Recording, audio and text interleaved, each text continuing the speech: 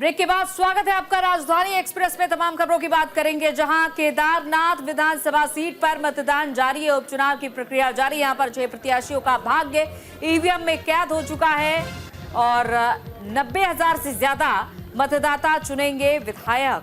केदारनाथ में 6 कैंडिडेट मैदान में उतरे हुए हैं। उपचुनाव में कांग्रेस और बीजेपी में सीधी टक्कर देखी जा रही है। केदारनाथ विधानसभा उपचुनाव के लिए मतदान की प्रक्रिया लगातार जारी है और वोटर्स अपना वोट डालने के लिए पहुंच रहे हैं। वोटिंग प्रक्रिया शाम 5 बजे तक चलेगी और मतदान के लिए पूरे विधानसभा क्षेत्र में 173 पोलिंग बूथ बनाए गए हैं। बीजेपी, कांग्रेस के अलावा यूकेडी और निर्दलीय मिलाकर कुल 6 प्रत्याशी मैदान में उतरे हुए हैं। केदारनाथ सीट पर सीधा मुकाबला बीजेपी के आशा नौटियाल और कांग्रेस के मनोज रावत के बीच है। केदारनाथ सीट पर कुल 90,000 मतदाता अपना नया विधायक चुनने के लिए मतदान कर रहे हैं और हालांकि पहाड़ों में ठंड बहुत है, लेकिन बावजूद इसके वोट करने के लिए वोटर्स पहुंच जरूर रहे हैं। 6 उम्मीदवार यहां मैदान में उतरे हुए हैं और केदारनाथ विधानसभा सीट पर वोटिंग की प्रक्रिया लगातार जारी है और यहां पर एक कड़ी ये भी देखी जा रही है कि बीजेपी के लिए यहां पर भी साख का सवाल है, क्योंकि विचारधारा और दूसरा ये कि बीजेपी सत्तारूढ़ पार्टी है और ऐसे में इस सीट को बचा पाना भी एक बड़ी चुनौती है बीजेपी के लिए। कांग्रेस ने कोई भी कोर कसर नहीं छोड़ी, दूसरी तरफ बीजेपी ने भी यहां पर पूरी कोशिश लगाई है।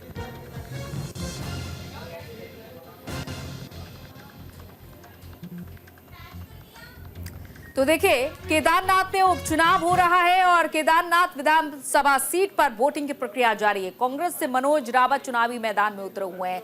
इसके अलावा बीजेपी ने आशा नौटियाल पर दाव खेला है। मनोज रावत और आशा नौटियाल के बीच चुनावी जंग जारी है। दोनों प्रत्याशी केदारनाथ सीट से ही रह चुके हैं विधायक और केदारनाथ में 6 कैंडिडेट मैदान में उतरे हुए। 90,000 से ज्यादा मतदाता विधायक को चुनेंगे। चप्पे चप्पे पर नजर और सुरक्षा के कड़े इंतजाम भी किए गए। शाम 5 बजे तक वोटिंग होगी और शैला रानी रावत के निधन से ये सीट खाली हुई थी। केदारनाथ में 23 नवंबर को मतगणना होगी, तो नतीजे 23 नवंबर को आएंगे, लेकिन उससे पहले वोटिंग की प्रक्रिया भी लगातार जारी है और 5 बजे तक वोटिंग खत्म हो जाएगी। लेकिन जो सीधी टक्कर देखी जा रही है 6 प्रत्याशियों में, उनमें 2 प्रत्याशी बेहद खास, एक तरफ मनोज रावत और दूसरी तरफ आशा नौटियाल, जिनके बीच सीधी टक्कर देखी जा रही है। तो 90,000 मतदाता अपने मताधिकार का प्रयोग कर रहे हैं और 6 कैंडिडेट्स में से वो किसे केदारनाथ की सीट पर बिठाएंगे, ये फिलहाल उन्हीं के हाथ में है और आज देखा जा रहा है कि ईवीएम में उनकी किस्मत कैद हो जाएगी। शैला रानी के निधन के बाद ये सीट खाली हुई थी। अब ये देखना होगा कि क्या आशा नौटियाल को ये जन समर्थन मिलता है, ये सिंपैथी वोट मिलता है, और दूसरा जो विचारधारा की हमेशा से बीजेपी के लिए लड़ाई रही है, उस पर बीजेपी कितना कामयाब हो पाती है इस बार के चुनाव में, ये भी देखने वाली बात रहेगी। और इधर केदारनाथ में वोटिंग परसेंटेज कितना रहा है, इस पर भी हम बात करेंगे, क्योंकि अभी तक यानी कि 11 बजे तक वोटिंग परसेंटेज 17.69% रहा है केदारनाथ में। सीएम धामी ने मतदाताओं से अपील की है कि ज्यादा संख्या में मतदान करने पहुंचे, यह अपील की है। तो एक तरफ बीजेपी की आशा नौटियाल, तो दूसरी तरफ कांग्रेस प्रत्याशी मनोज रावत, और अब ये सीधी टक्कर देखी जा रही है। और साथ ही साथ हम आपको वोटिंग परसेंटेज बता रहे हैं, सुबह 11 बजे तक का वोटिंग परसेंटेज 17.69% रहा है, यानी कि काफी बेहतरीन यहाँ पर वोटिंग परसेंटेज माना जा सकता है, क्योंकि पहाड़ी इलाका है और ऐसे में ठंड का प्रकोप भी धीरे धीरे करके बढ़ रहा है। लेकिन ज्यादा से ज्यादा संख्या में मतदान करने की अपील इधर सीएम धामी ने भी की है और मतदाता भी अपने मताधिकार का प्रयोग करने के लिए यहां पर पहुंच रहे हैं, क्योंकि चुनाव प्रचार में कोई भी कोर कसर नहीं छोड़ी गई थी। लेकिन अब ये फल किस दल को मिलेगा, ये फिलहाल मतदाता ही तय करेंगे और इसका उपयोग करने के लिए मतदाता अपने मताधिकार का उपयोग करने के लिए पहुंच भी रहे हैं मतदान केंद्रों पर।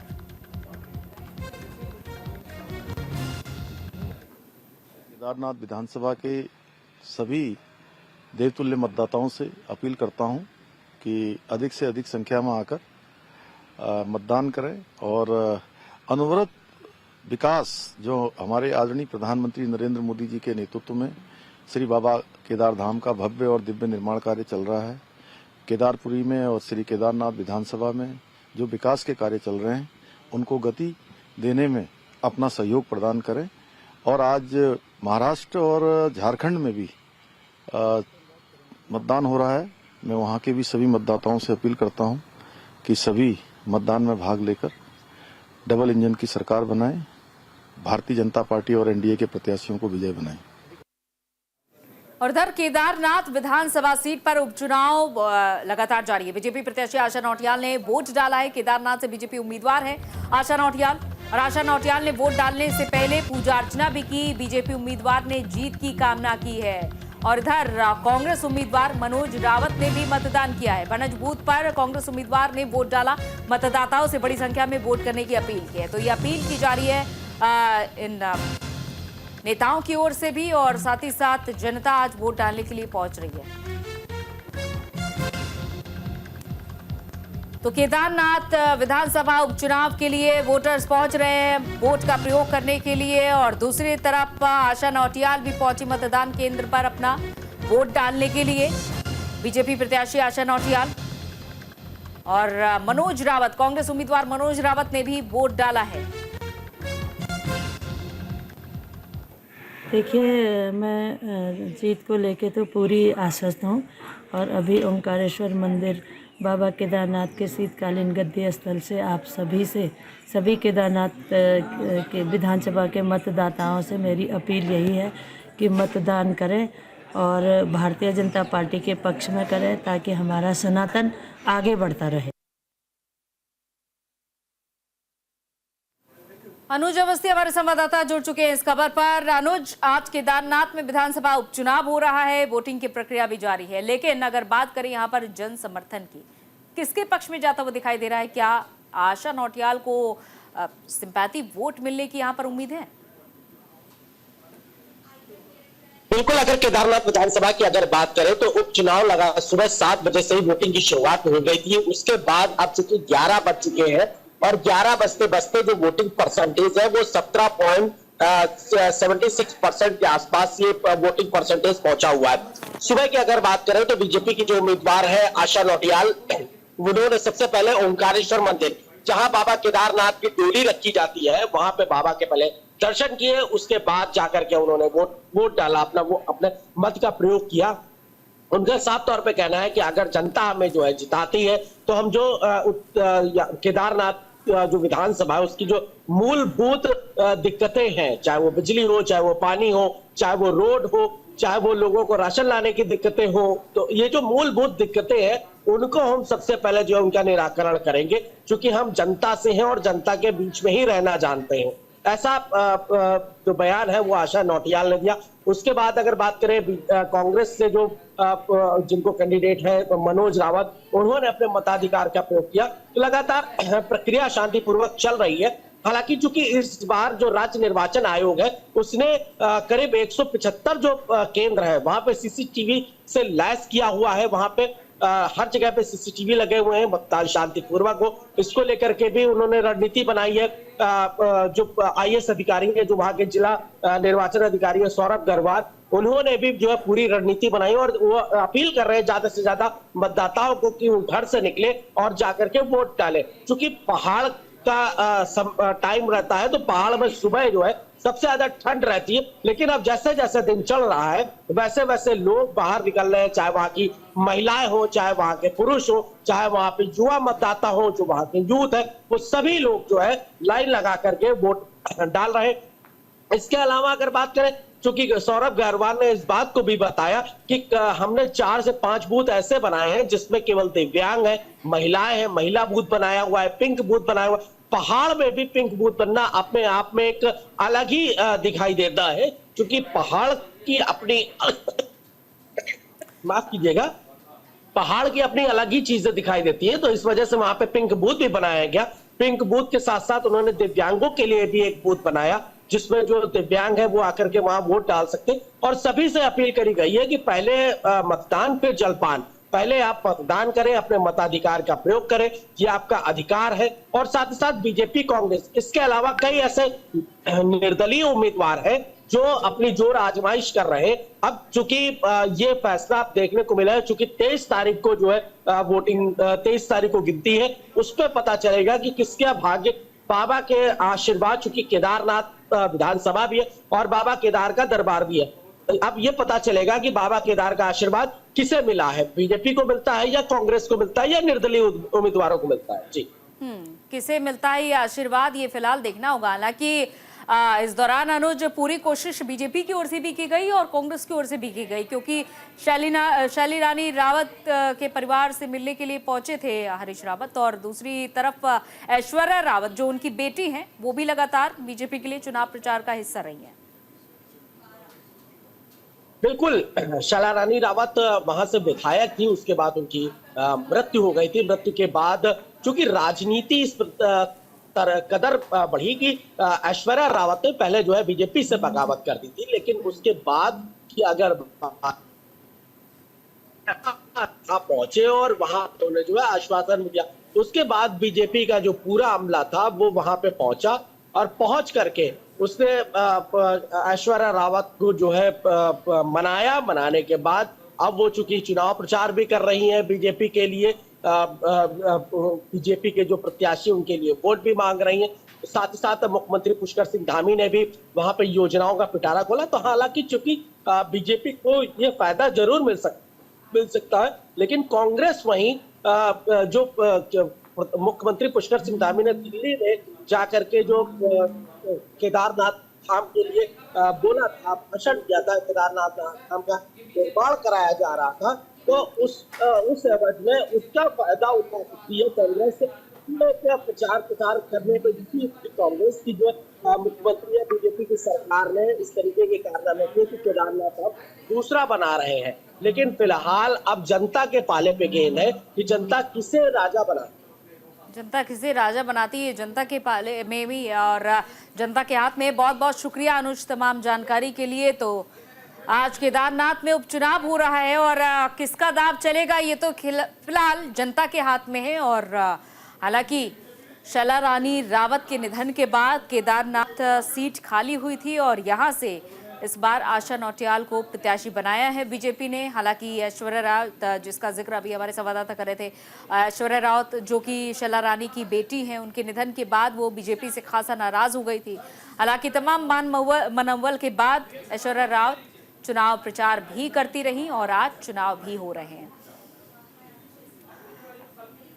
और इधर केदारनाथ विधानसभा में उपचुनाव की प्रक्रिया लगातार जारी है। कांग्रेस नेता हरक सिंह रावत जीत का दावा करने पहुंचे। मनोज रावत के पक्ष में उन्होंने दावा किया है। केदारनाथ में माहौल बीजेपी के खिलाफ है, हरक सिंह रावत के कहना है। उन्होंने कहा कि सीएम धामी के खिलाफ लोगों में आक्रोश है, चार धाम की बदहाली को लेकर लोगों में गुस्सा है। केदारनाथ विधानसभा में पार्टी प्रत्याशी मनोज रावत के पक्ष में प्रचार प्रसार करने के बाद पूर्व कैबिनेट मंत्री डॉक्टर हरक सिंह रावत वापस देहरादून पहुंचे, जहां उन्होंने केदारनाथ उपचुनाव में कांग्रेस की जीत का दावा किया है। उनका ये कहना है कि वो पिछले कई दिनों से केदारनाथ में पार्टी का प्रचार प्रसार कर रहे थे और इस दौरान उन्होंने केदारनाथ में माहौल बीजेपी के खिलाफ देखा है। उन्होंने कहा कि मुख्यमंत्री पुष्कर सिंह धामी के खिलाफ लोगों में आक्रोश है।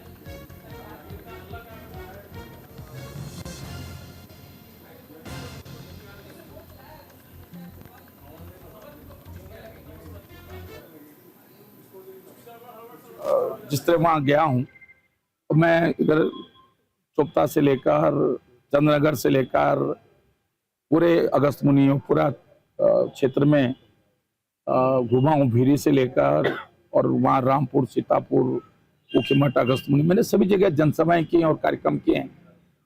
वहाँ माहौल एकदम भाजपा के खिलाफ और विशेष करके भारतीय जनता सरकार के खिलाफ है माहौल, मुख्यमंत्री के खिलाफ है माहौल।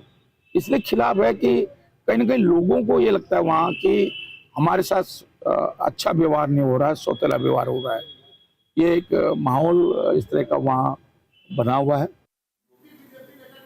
और बद्रीनाथ यात्रा 2024 संपन्न हो चुकी है। जोशीमठ नरसिंह मंदिर पहुंची शंकराचार्य की गद्दी, मां भुवनेश्वरी मंदिर में पूजा पाठ हुआ। पूजा में शामिल हुए रावल, धर्माधिकारी वेद पाठी जोशीमठ में कल से शीतकालीन पूजाएं शुरू हुई। विश्व प्रसिद्ध बद्रीनाथ धाम के कपाट 17 नवंबर की रात को शीतकाल के लिए बंद हो चुके हैं और कपाट बंद होने के बाद आदि गुरु शंकराचार्य की पवित्र गद्दी नृसिंह मंदिर जोशीमठ मंदिर पहुंच गई है और इस दौरान बद्री विशाल के उद्घोषों के साथ माहौल भक्तिमय था। इस अवसर पर नृसिंह मंदिर को फूलों से सजाया गया था और इसी के साथ ही इस बद्रीनाथ धाम यात्रा का समापन भी हुआ। बताते चले कि मंदिर में पूजा के दौरान गुरु शंकराचार्य की गद्दी रावल, धर्माधिकारी वेद पाठी सहित श्रद्धालुओं का सैलाब यहां पर मौजूद था। और गुरु रविदास विश्व महापीठ पर सियासत अध्यक्ष सुरेश राठौर ने लगाया राजनीति का आरोप। इधर जीएम और एसपी से धोखाधड़ी की शिकायत भी की गई। इस मामले में सुरजीत कुमार और धर्मेंद्र कुमार पर धोखाधड़ी का आरोप लगाया गया है। अध्यक्ष सुरेश राठौर ने राजनीति करने का आरोप लगाया है। डीएम और एसपी से इस पूरे मामले की शिकायत भी उन्होंने की है। गुरु रविदास विश्व महापीठ के राष्ट्रीय अध्यक्ष और पूर्व विधायक सुरेश राठौर ने ये आरोप लगाया है। उन्होंने कहा कि तथाकथित लोग महापीठ को राजनीति का शिकार बनाने की कोशिश कर रहे हैं। श्री गुरुद्वारा विश्व महापीठ का गठन हमने 10-12 साल पहले किया था और तहसील हरिद्वार के अंदर वो श्री गुरुद्वारा विश्व महापीठ राष्ट्रीय अध्यक्ष के नाम से मेरे नाम से पंजीकृत है और इसी के आधार पर उसमें टॉयलेट, एटीजी, उसका कार्यालय, ये सब पंजीकृत है और अनेकों कार्यक्रम उसके माध्यम से हुए। माननीय प्रधानमंत्री जी ने 102 करोड़ की लागत से सागर के अंदर रविदास जी का मंदिर, उसमें मुझे मुख्य आचार्य बनाया। 22 करोड़ की लागत से हरियाणा के मुख्यमंत्री माननीय सैनी जी ने, नायब सिंह सैनी और मनोहर लाल खट्टर जी ने उसमें अपना मुख्य आचार्य बनाया। ये बार बार मैं फेसबुक के ऊपर भी डालता रहता हूँ। देश और दुनिया के हजारों करोड़ लोग उसमें जुड़े हैं। कुछ लोग घिनौनी राजनीति करके कुछ लोगों के बहकावे में आकर रविदास पीठ को बदनाम करने की साजिश कर रहे हैं। उसमें अपने नाम का इस्तेमाल करके रविदास पीठ को बदनाम कर रहे हैं और उसको घिनौने तरीके से अपनाना चाहते हैं। ऐसे लोगों के विरुद्ध मैं ज्वालापुर कोतवाली के अंदर मुकदमा दर्ज कर रहा हूं, उनकी गिरफ्तारी। और इधर हरिद्वार पुलिस का सख्त चेकिंग अभियान देखने को मिला, जहां शराब पीकर वाहन चलाने वालों के खिलाफ एक्शन देखने को मिला। देहरादून सड़क हादसे के बाद एक्शन में पुलिस सड़कों पर गश्त कर रही है और वाहनों की चेकिंग भी की जा रही है। नियमों का उल्लंघन करने वालों पर कार्रवाई भी की जा रही है। हरिद्वार एसएसपी के निर्देश पर जिले के कई थाने और कोतवाली क्षेत्रों में ड्रिंक एंड ड्राइव के खिलाफ सख्त अभियान चलाया जा रहा है। और हाल ही में देहरादून में हुए सड़क हादसे के बाद हरिद्वार पुलिस ने अलर्ट होकर इस दिशा में कड़ी कार्रवाई शुरू कर दी है। एसएसपी हरिद्वार ने सभी थाना और कोतवाली प्रभारियों को निर्देश दिया है कि वो अपने अपने क्षेत्र में शराब पीकर गाड़ी चलाने वालों के खिलाफ सख्त चेकिंग अभियान चलाएं और इसके तहत पुलिस सड़कों पर गश्त कर रही है और नियमों का उल्लंघन करने वालों पर कार्रवाई भी की जा रही है।